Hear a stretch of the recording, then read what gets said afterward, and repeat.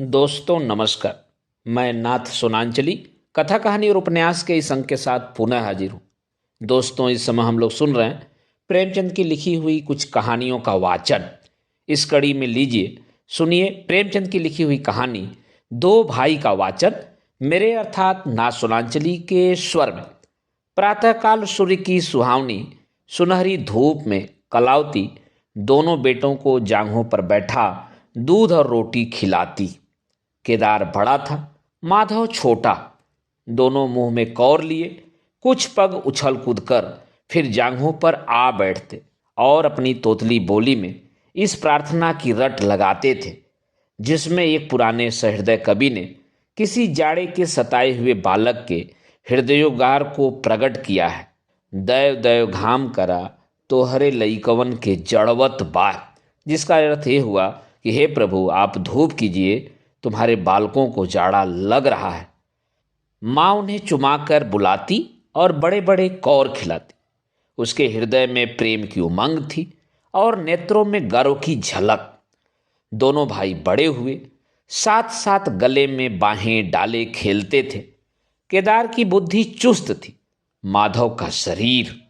दोनों में इतना स्नेह था कि साथ साथ पाठशाला जाते, साथ साथ खाते और साथ ही साथ रहते थे। दोनों भाइयों का ब्याह हुआ। केदार की बधू चंपा अमित भाषणी और चंचला थी। माधव की बधू श्यामा सावली सलोनी रूप राशि की खनी थी। बड़ी ही मृदु भाषणी, बड़ी ही सुशीला और शांत स्वभावा थी। केदार चंपा पर मोहे और माधव श्यामा पर रीझे, परंतु कलावती का मन किसी से न मिला। वह दोनों से प्रसन्न और दोनों से अप्रसन्न थी। उसकी शिक्षा दीक्षा का बहुत अंश इस व्यर्थ के प्रयत्न में व्यय होता था कि चंपा अपनी काय कुशलता का एक भाग श्यामा के शांत स्वभाव से बदल ले। दोनों भाई संतानवान हुए। हरा भरा वृक्ष खूब फैला और फलों से लद गया। कुत्सित वृक्ष में केवल एक फल दृष्टिगोचर हुआ, वह भी कुछ पीला सा मुरझाया हुआ। किंतु दोनों अप्रसन्न थे। माधव को धन संपत्ति की लालसा थी और केदार को संतान की अभिलाषा। भाग्य की इस कूटनीति ने सनय सनय द्वेष का रूप धारण किया, जो स्वाभाविक था। श्यामा अपने लड़कों को संवारने सुधारने में लगी रहती, उसे सिर उठाने की फुर्सत न मिलती थी। बेचारी चंपा को चूल्हे में जलना और चक्की में पिसना पड़ता। यह अनीति कभी कभी कटु शब्दों में निकल जाती। श्यामा सुनती, कुढ़ती और चुपचाप सह लेती, परंतु उसकी यह सहनशीलता चंपा के क्रोध को शांत करने के बदले और बढ़ा देती। यहां तक कि प्याला लबालब भर गया। हिरन भागने की राह न पाकर शिकारी की तरफ लपका। चंपा और श्यामा समकोण बनाने वाली रेखाओं की भांति अलग हो गईं। उस दिन एक ही घर में दो चूल्हे जले, परंतु भाइयों ने दाने की सूरत न देखी और कलावती सारे दिन रोती रही। कई वर्ष बीत गए।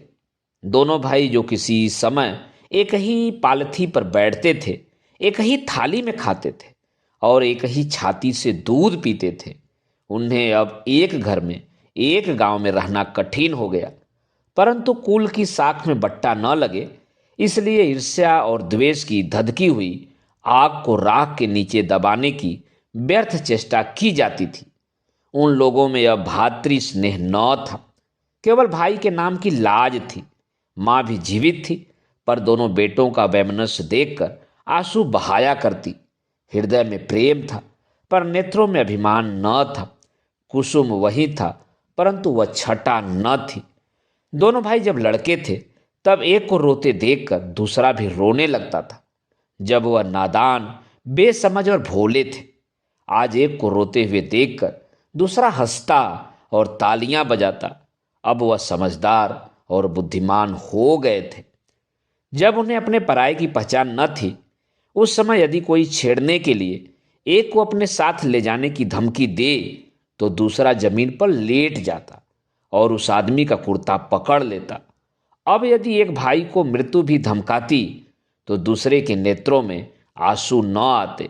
अब उन्हें अपने पराये की पहचान हो गई थी। बेचारे माधव की दशा शोचनीय थी। खर्च अधिक था और आमदनी कम। उस पर कुल मर्यादा का निर्वाह। हृदय चाहे रोए पर होठ हंसते रहे, हृदय चाहे मलिन हो पर कपड़े मैले न हो। 4 पुत्र थे, 4 पुत्रियां, और आवश्यक वस्तुएं मोतियों के मोल।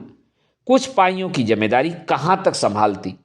लड़कों का ब्याह अपने वश की बात थी, पर लड़कियों का विवाह कैसे टल सकता। 2 पाई जमीन पहली कन्या के विवाह में भेंट हो गई।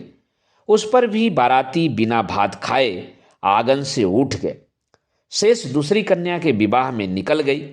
साल भर बाद तीसरी लड़की का विवाह हुआ। पेड़ पत्ते भी न बचे।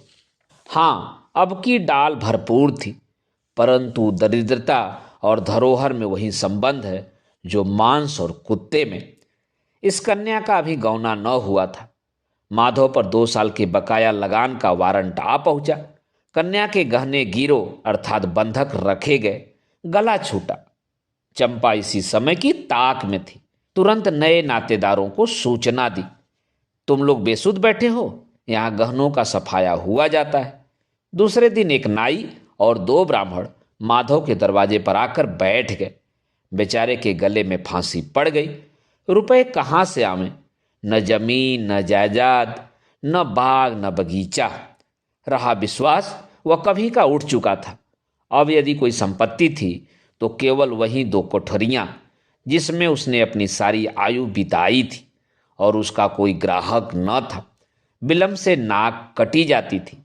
विवश होकर केदार के पास आया और आंखों में आंसू भरे बोला, भैया, इस समय मैं बड़े संकट में हूं, मेरी सहायता करो। केदार ने उत्तर दिया, मधु, आजकल मैं भी तंग हो रहा हूं, तुमसे सच कहता हूं।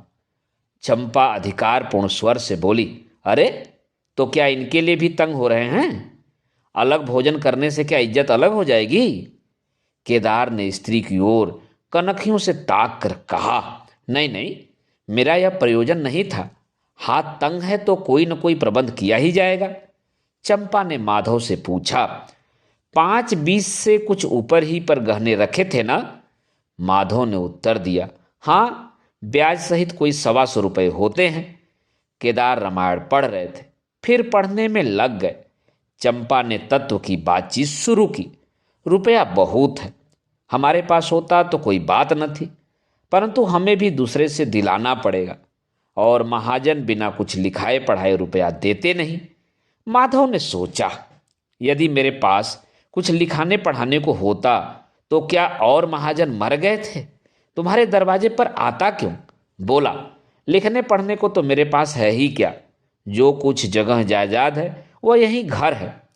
केदार और चंपा ने एक दूसरे को मर्म भेदी नयनों से देखा और मन ही मन कहा, क्या आज सचमुच जीवन की प्यारी अभिलाषाएं पूरी होंगी?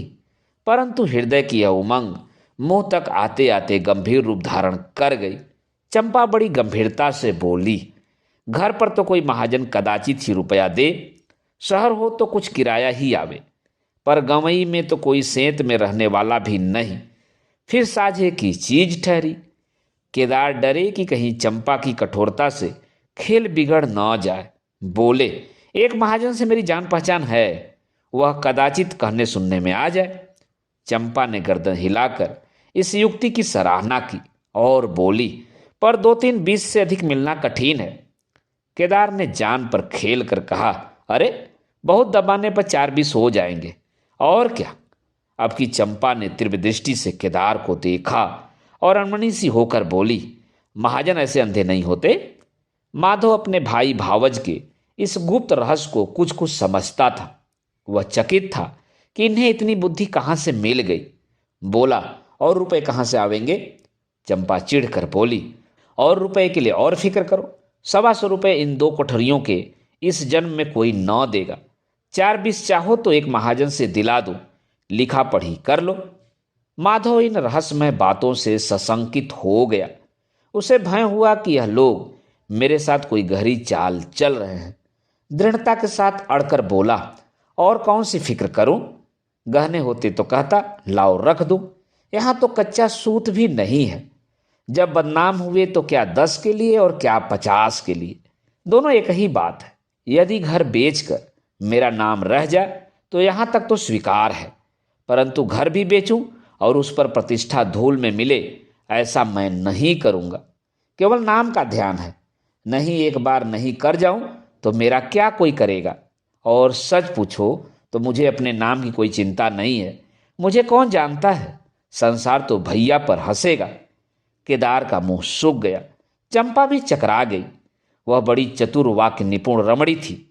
उसे माधव जैसे गवार से ऐसी दृढ़ता की आशा न थी। उसकी ओर आदर से देखकर बोली, लालू, कभी कभी तुम भी लड़कों सी बातें करते हो।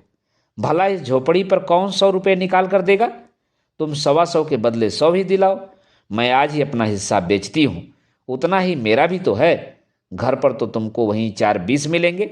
हाँ, और रुपयों का प्रबंध हम आप कर देंगे। इज्जत हमारी तुम्हारी एक ही है, वह ना जाने पाएगी। वह रुपया अलग खाते में चढ़ा लिया जाएगा। माधव की इच्छाएं पूरी हुई। उसने मैदान मार लिया। सोचने लगा, मुझे तो रुपयों से काम है, चाहे 1 नहीं 10 खाते में चढ़ा लो। रहा मकान, वह जीते जी नहीं छोड़ने का। प्रसन्न होकर चला। उसके जाने के बाद केदार और चंपा ने कपट भेष त्याग दिया और बड़ी देर तक एक दूसरे को इस कड़े सौदे का दोषी सिद्ध करने की चेष्टा करते रहे। अंत में मन को इस तरह संतोष दिया कि भोजन बहुत मधुर नहीं, किंतु भर कठौत तो है। घर, हाँ, देखेंगे कि श्यामा रानी इस घर में कैसे राज करती हैं। केदार के दरवाजे पर 2 बैल खड़े हैं। इनमें कितनी संग संगति, कितनी मित्रता और कितना प्रेम है। दोनों एक ही जुए में चलते हैं, बस इनमें इतना ही नाता है। किंतु अभी कुछ दिन हुए जब इनमें से एक चंपा के मैके मंगनी गया था तो दूसरे ने 3 दिन तक नाद में मुंह नहीं डाला। परंतु शोक, एक गोद के खेले भाई, एक छाती से दूध पीने वाले आज इतने बेगाने हो रहे हैं कि एक घर में रहना भी नहीं चाहते। प्रातः काल था। केदार के द्वार पर मुखिया और नंबरदार विराजमान थे। मुंशी दाता दयाल अभिमान से चरपाई पर बैठे रेहन का मसविदा तैयार करने में लगे थे। बार बार कलम बनाते और बार बार खत रखते, पर खत की शान न सुधरती थी। केदार का मुखारविंद विकसित था और चंपा फूली नहीं समाती थी। माधव कुम्हलाया और म्लान था। मुखिया ने कहा, भाई ऐसा हित न भाई ऐसा शत्रु। केदार ने छोटे भाई की लाज रख ली। नंबरदार ने अनुमोदन किया, भाई हो तो ऐसा हो। मुख्तार ने कहा, भाई सपूतों का यही काम है। दाता दयाल ने पूछा, रेहन लिखने वाले का नाम?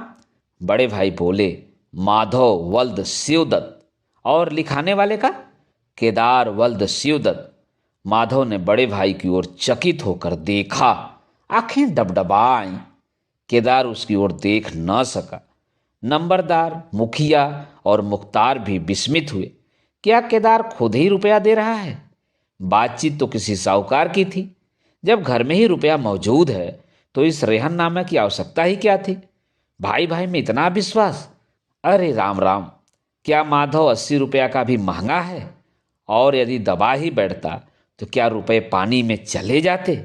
सभी की आंखें शयन द्वारा परस्पर बातें करने लगी, मानो आश्चर्य की अथाह नदी में नौकाएं डगमगाने लगी। श्यामा दरवाजे की चौखट पर खड़ी थी। वह सदा केदार की प्रतिष्ठा करती थी, परंतु आज केवल लोक रीति ने उसे अपने जेठ को आड़े हाथों लेने से रोका। बूढ़ी अम्मा ने सुना तो सूखी नदी उमड़ आई। उसने एक बार आकाश की ओर देखा और माथा ठोक लिया। अब उसे उस दिन का स्मरण हुआ जब ऐसा ही सुहावना सुनहरा प्रभात था और 2 प्यारे प्यारे बच्चे उसकी गोद में बैठे हुए उछल कूद कर दूध रोटी खाते थे।